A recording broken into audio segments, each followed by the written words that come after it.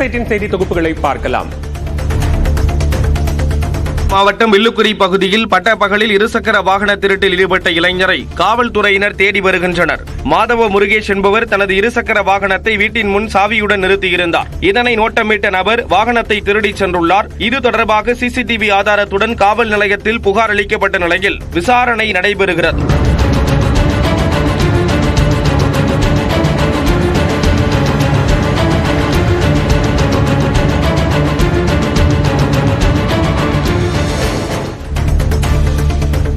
தூத்துக்குடி மாவட்டம் கோவில்பட்டியில் சட்டையை முறையாக அணியவில்லை என்று கூறி ஆசிரியர் தாக்கியதால் 9ஆம் வகுப்பு மாணவர் மருத்துவமனையில் அனுமதிக்கப்பட்டுள்ளார். எட்டயபுரம் சாலையில் உள்ள தனியார் பள்ளியில் படிக்கும் 9ஆம் வகுப்பு மாணவன் உடற்கல்வி வகுப்புக்கு சென்றபோது சட்டையை முறையாக டக்கின் செய்யவில்லை என்று கூறப்படுகிறது. இதனால் உடற்கல்வி ஆசிரியர் சீனிவாசன் மாணவனின் காதில் அடித்ததாக கூறப்படுகிறது.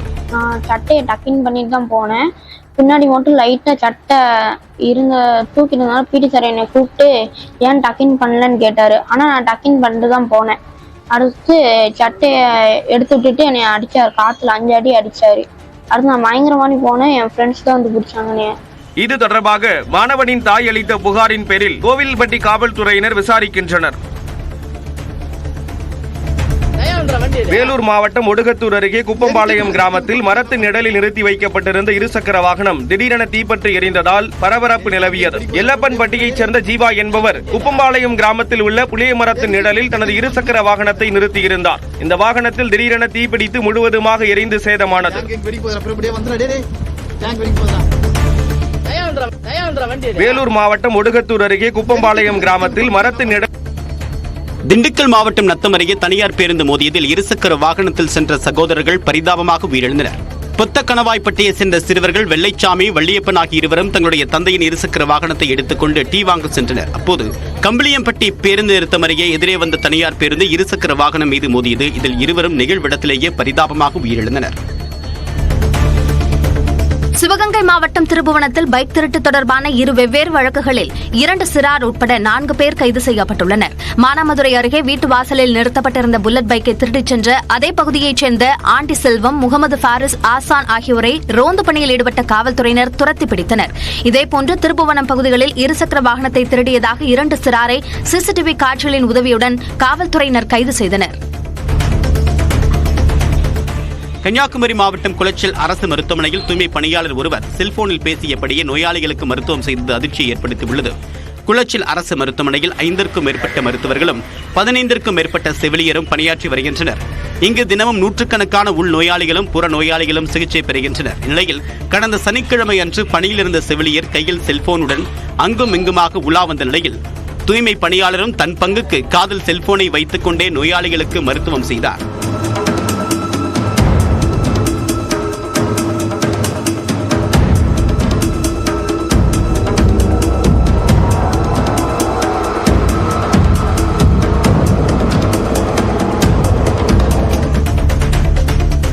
கோயம்புத்தூர் மாவட்டம் பொள்ளாச்சியில் மேட்ரிமோனி செல்போன் ஆப் மூலம் ஆண்களிடம் லட்சக்கணக்கில் மோசடி செய்த பெண் கைது செய்யப்பட்டார். பொள்ளாச்சியைச் சேர்ந்த மயில்சாமி என்பவர் மேட்ரிமோனி ஆப்பில் திருமணத்திற்காக பதிவு செய்திருந்தார். இதனை பார்த்து அவருடன் பேசி பழகிய பிரியா என்பவர் தனது சகோதரிக்கு உடல்நிலை சரியில்லை என்று கூறி 7 லட்சம் ரூபாய் வரையில் பணம் பெற்று மோசடி செய்துள்ளார். இதுகுறித்து மயில்சாமி அளித்த புகாரின் பேரில் விசாரித்த காவல்துறையினர் சேலம் மாவட்டம் வாழப்பாடியைச் சேர்ந்த பிரியா என்பவரை கைது செய்தனர். இவர் மேட்ரிமோனி ஆப்பில் திருமணத்திற்கு பதிவு செய்யும் ஆண்களை குறிவைத்து பல்வேறு மோசடிகளை செய்திருப்பது விசாரணையில் தெரிய வந்தது.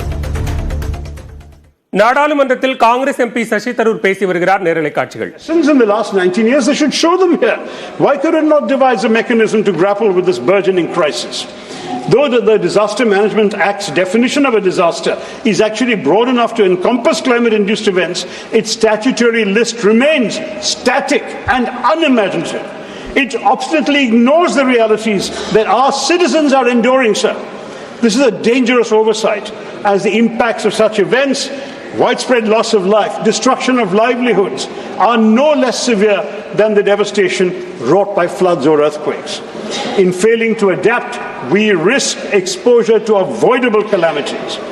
The government demonstrates its indifference to the plight of those numerous Indians who perished because of heat stroke or lost their homes and livelihoods to coastal erosion.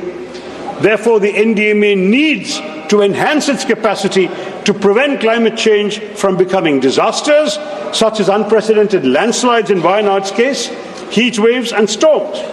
Let's not forget, sir, that amongst the primary contributors to the Wayanad calamity were a host of issues, not just excessive rainfall, as the Home Minister mentioned. These were widespread deforestation, with 62% of Wayanad's forests having disappeared since 1950. Ceaseless soil erosion, made more relentless by rainwater seeping into loose topsoil, which reduces soil cohesion and contributes to landslides, and soil piping, the formation of underground tunnels because of subsurface soil erosion. I won't go on, sir, but the fact I want to say very simply is that climate change is worsening the situation, especially with more flash floods and landslips being triggered by merciless, ruthless monsoons. With the warming of the Arabian Sea creating deep cloud systems which result in brief spells of ruthlessly intense rainfall, Kerala will be yet more vulnerable to landslides. We must take stock of these facts, uncomfortable though they may be, and seek to confront them head on, Mr. Chair. Thank you. Sir, I will wrap up. I just need 2 minutes for one last point, sir. We wanted this bill. We wanted it to be imaginative and innovative, but we have seen none of that. We have not seen financial administrative preparedness. Instead, it is just a testament of the government's insistence to rush it through Parliament. But let me ask the Honourable Minister in all earnestness, what good will bulldozing this bill through Parliament do if it cannot prevent another Wayanad? Where are the provisions for disaster prevention, like landslide mapping, coastal protection measures? It will not do India and Indians any good merely to create a framework that does not actually devolve any powers upon the states, upon local urban bodies, upon self-government Thank units you. in our country. Thank you, What is needed, sir? 1 minute. Please conclude. Stricter streamlining of a scattered policy framework. There is far too many authorities and bureaucratic muddles. An end to the concentration of powers in the centre's hands. A genuine attempt to learn from our failures at navigating past disasters and keep up with the challenging realities of climate change. A revised bill should allow for expertise, independent of committees, streamline and clarify Thank the you, role of the Mr. bodies. Tharoor ji. And, sir, Next just speaker, 1 second. Shri Trivendra Singh And Rawat ji. Given, Please sir, conclude. it should also give MPs a right to be at 1 second. I'm just finishing. Please conclude. It should make disaster relief a legal right, revive the parliamentary forum on disaster management to give the MPs' views a chance to be heard. And this bill does not have any of these qualities. Therefore, it பேரிடர்களை எதிர்கொள்வதற்கு தென் மாநிலங்களுக்கு போதிய நிதி ஒதுக்கப்படுவதில்லை என குற்றம் சாட்டி Congress MP Sasi Tharoor நாடாளுமன்றத்தில் பேசிய நேரலை காட்சிகளை பார்த்தோம்.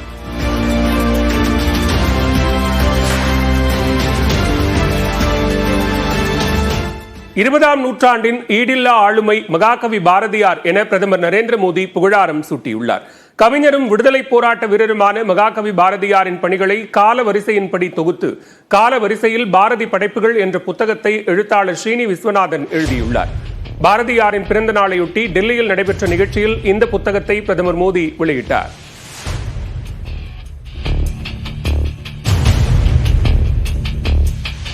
இதனையடுத்து நிகழ்ச்சியில் பேசிய பிரதமர், மகாகவி பாரதியார் போன்ற ஆளுமை மிக்க ஒருவரை நூற்றாண்டில் ஒருமுறைதான் பார்க்க முடியும் எனவும் பாரதியாரின் எண்ணங்கள் இன்னும் ஊக்கப்படுத்திக் கொண்டிருக்கின்றன என்றும் புகழாரம் சூட்டினார்.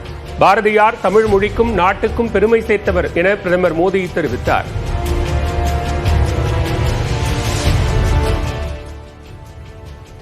महाकवि भारतीयार ने कहा था, ऐन्द्र त्रणियम इंद सुंदतिर दागम ऐन्द्र मड़ियुम एंगल अड़ी मेइन मोगम.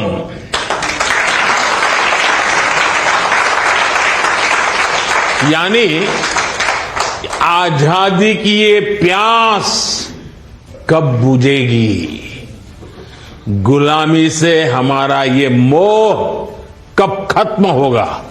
यानी उस समय एक वर्ग था जिनको गुलामी का भी मोह था, उनको डांटते थे.